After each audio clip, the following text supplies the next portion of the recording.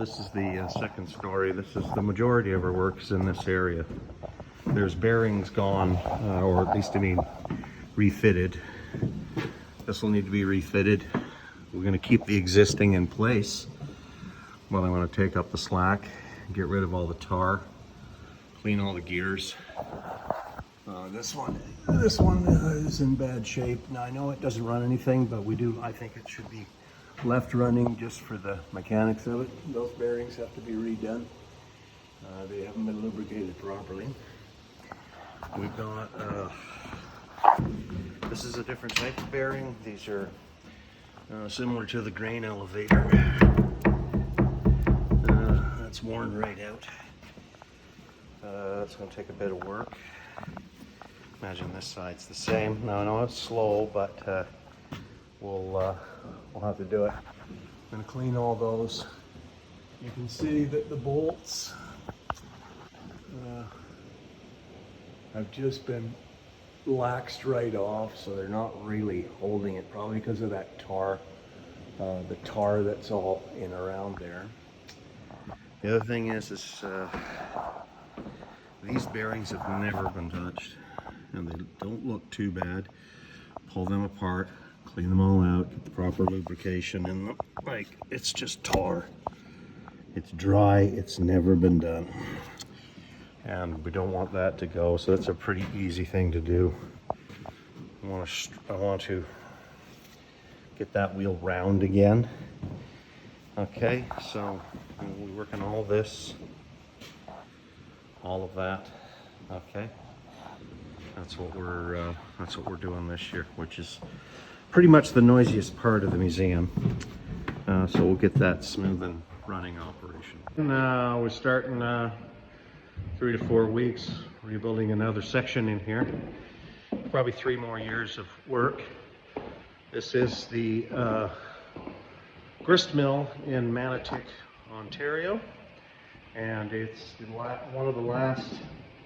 I don't know if you can hear the river and the falls behind me. It's one of the last river-operated mills.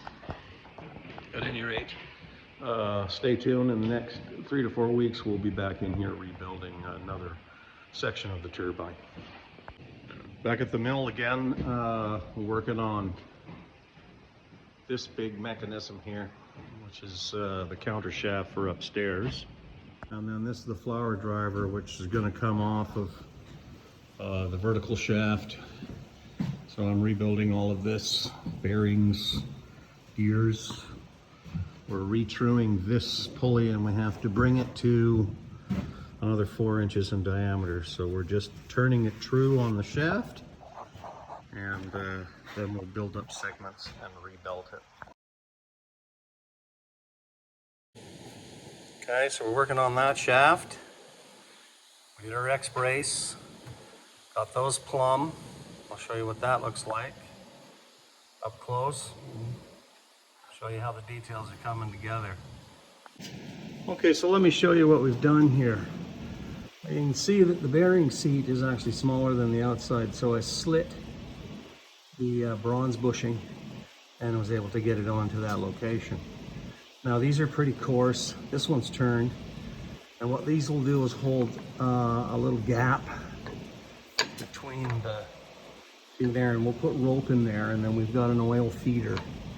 Okay, problem with these bearings is a wooden bearing shouldn't be vertical. It needs to be horizontal. It will not hold oil because as a vertical, it's got a gap, and you can see the old oil would just drop out. So this will keep it in here. This is now machine tight, and these will keep them in place. And we'll put rope, wicking rope in here, and I'll show you. And then we've got a little rope that'll come out of this leader here, and then is the little oil pans that'll catch all of the drippings of the oil so that they can operate. So then this gets installed like so. Sorry, we're up on ladders. I'll show you the second one. So here you can see how that's going to work. It has to be all scribed because these timbers were crooked, They weren't braced. Now that they're diagonally braced, we just love the little copper oil pans, which allow us to really oil these bearings. And so we're almost ready. We've got a few other things to do before we get tied up in there, but it's a huge milestone. Thanks for watching.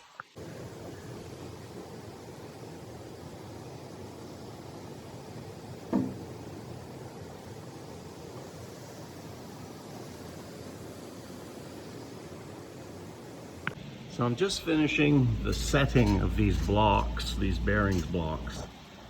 And there's a little bit of work here. I have to clean it up so that it actually sits flat. So this surface here, I don't want this block to be sitting this way, or this way, or this way.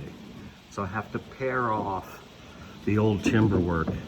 Now this original timber work, which was just this stilt here, was not really supported, and it was put in slightly green and twisted. So now that it's been here for 50 years, it's very seasoned, so I can now cut in the shoulders. Also, I've added 3 pieces of tar paper as wearing blocks, so that as the bearing wears, which it probably won't because we've buried a bushing in here, so this bushing can either spin in the bearing block or spin on the steel.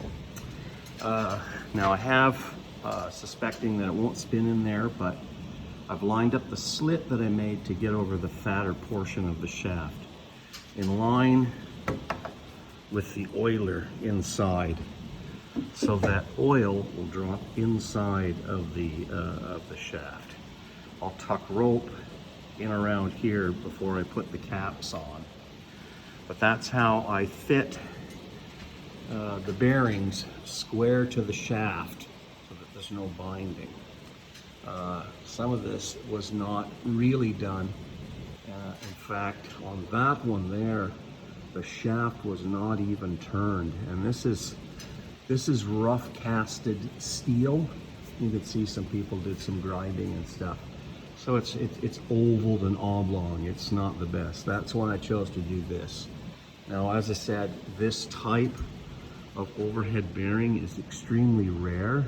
Much of them use the gimbal hanging apparatus with babbitt bearing and proper oilers. So this is a wooden version of that. And well, I'll be dead to see if it lasted, but I'm pretty positive it will. I have enough experience. Thanks for watching.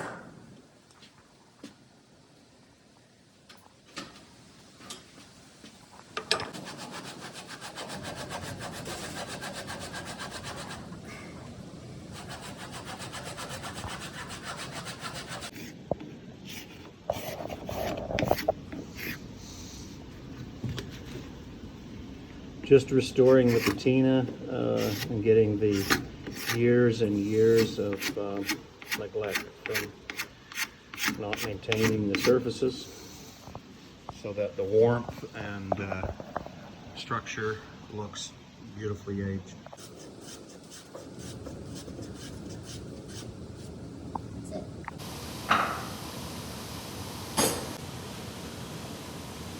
So this is the shaft that we're placing on the floor. And it had actually machining. You can see that they machined it. And that is proper. None of that shafting was machined. It's just rough like this part, the original castings, which that is steel, which was very expensive. Cast iron was the thing they made, but cast steel, which is what that is, was rudimentary back then, and its quality not the best, but it's turned. These are what hold it on the floor, and you notice that they're called a gimbal, and they're a split casing with oilers. These contain oil sump pits, so that when they're up in the sky like that, they can be oiled. And then these nuts can be adjusted back and forth to true any of the shafting. Because they had that and they put them on the floor, they really should have put those ones up there for that shaft. But I suspect what they did was use what they had, and that's what they had. Because as you can see, the wooden bearings here are horizontal, and they need to be horizontal because they won't hold oil. These ones would not hold oil, and I took them apart. They were rusted. It was rusted. They were dry. That was much of the noise. And because the shaft was uneven, it was wearing a very sloppy hole. This has stopped that. Okay, I'll show you some of the packing details that we're talking about, where we're using ropes to hold oil, because the museum really isn't operated with an on-staff millwright. And so this, I have to keep that in mind to some degree. So I'm in the sub-basement. We're looking at packing material here. Now, most likely, this is asbestos. Pretty sure it is, okay? This was what holds oil in around wooden bearings. I'll show you another example in the museum of where that's missing and should be. None of these bearings, which should have that material, do. Okay, so now we're up in the attic, and we're going to look at some historic machinery locations. And here we have an example of vertical blocks and what was required. So you can see in these applications, there is a ton of oil that drops out of that. As a result, those don't hold oil. But there's a ton of oils because they want to add a lot of oil, because these things will wear out terribly. And so what happens, you can see just in the wearing of the bearing, that it wears only on that side by the corruption that's added there. So if it's not oiled, it wears into this even more, and more oil jumps out. You can see this is the groove for that packing material. That asbestos packer would absorb oil and hold it against the shaft. So that is the historic detail for vertical blocks. Okay, so that's where I got that information. As you can see, you know, a ton of oil is needed in these locations, and my system will keep that, at least with an oil pan, collecting all that. So anyway, that's the historic details for those. I'll show you where we got the historic details for the tin copper work. So here we're looking at the bolter. Now granted, this technology, this Babbitt bearing, which is a leaded tin poured liquid bearing. These are tinsmith work. Okay, this is tin, and you can see it's soldered. Okay, I would have loved to have had tin to do ours. We've also got our packing material, which is not asbestos. This is felt, so it's still natural. That'll hold oil in there, okay? And that is tinned work. So, I mean, those could be made of tin. If you want us to spray them black so you don't see copper, that's fine, but we've left them patinaed. And honestly, it's in keeping with the quality of this construction. I'm now on the main floor, which what I'd call the money shot when this was built. I mean, the most striking things in this room is that the walls are plastered. These aren't rough stone.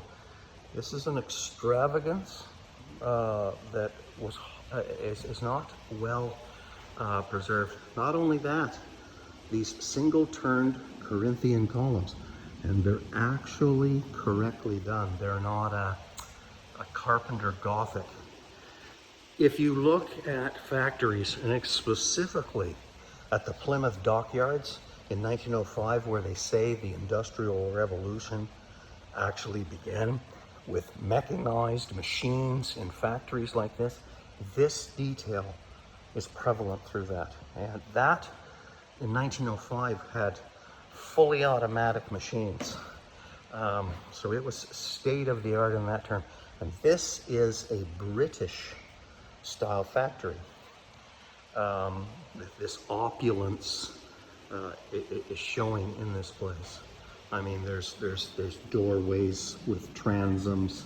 This is a lovely example of, we're going to just spend a little bit more money because, well, we believe in this factory as just the prosperity of people. And so to have people do the stonework, and there's details on the stones that are quite extravagant. It's the chisel headers. There's a lot of details that lead us to think that Mr. Dixon spent some money and was witness to,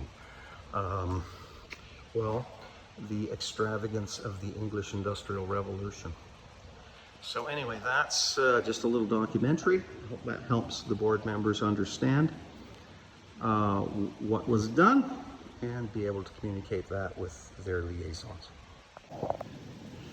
So it looks like the original lubrication guys used this windowsill for lubrication. You can see the lubrication can, and I guess at one point he spilt the tar that they were lubricating with. So we're going to just try to bring back a little bit of the natural warmth and clean that to some degree. You know, we're just taking off soot with a Scotch-Brite. We don't want to remove patina and make it look new, but we want to make it look, well, like that it's been cared for. Who spilled the molasses? Yeah, so this is the type of lubricant they were using. You can see it's improper. It's like a tar. It's almost the consistency of roof tar. It is roof tar. It might even be roof tar. If they were lubricating with that, it was gluing everything shut, and the resistance on the system was pretty bad. So, I mean, we're not going to try to get rid of it, but we're going to get it down to where the display and the natural light coming in here is reflective of that. So you can see we've got a lot of the patina cleaned up on this. Look at the beautiful aging of this 150, 60-year-old material. Well, we've got half of it cleaned. We'll maintain the patina. Stuff's awful. Should look good because, you know, the natural light that shines on this. The window's really a major component.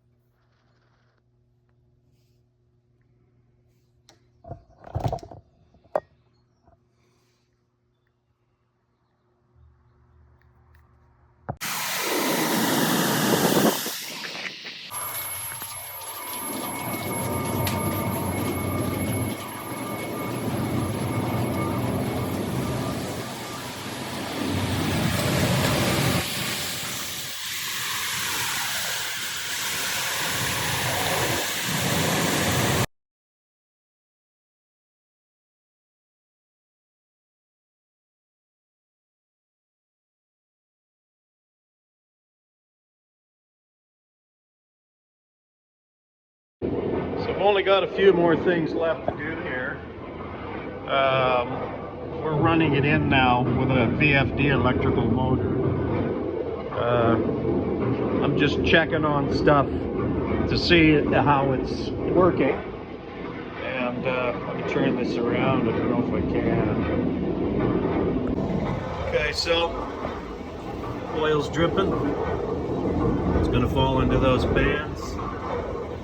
That's kind of working. We know we got enough. These are holding oil really, really good. You can just see them starting to sweat a little bit. I pumped a ton of oil. It's holding it beautifully. Now these gears, the noise they're making, that sort of whomp, whomp, is a result of, these are cast gears and they're not machined. One is even numbered, one is odd numbered. That means that a tooth engages at a different spot every single time. Those gears machine themselves. So the more it runs, so what you're hearing is because it ran shitty, it has to run itself in. I suspect in a year it'll be done. But and the Disney gloves show us how everything's working. So lots of work. That greasy windowsill, looks all right. Besides, that's the one we look at when we're, doing our, when we're showing our work, right? So, we've only got a few things left to do. One is 2 more pans, oil pans under the bearings on that gear there, and that gear there. Other than that, I don't think there's really anything left up here. I'll turn it around and show you straight on. So there it is, bad light today. So this countershaft was never running. And this main shaft here that came off of this pulley is not machined, and it just filed a groove, and that was left unbelted because that side dropped. That gear shoved itself up into there, and it was very, very noisy. The top gear was pounded down so they could shift this over because that pulley was digging into the side because those braces were the only things that were left. This cross brace is ours. I'll show you that. So this wheel is running smoother. So you can kind of see, sorry. If you look closely, you're going to see, I'll zoom in. You see the lines? See the lines? Sorry. Where the old pulley drove in, and that pulley wasn't even only half engaged, so everything's running like for an 1860s mill, pretty amazing. So anyway, got about another week here. We have to be out of here on the 13th.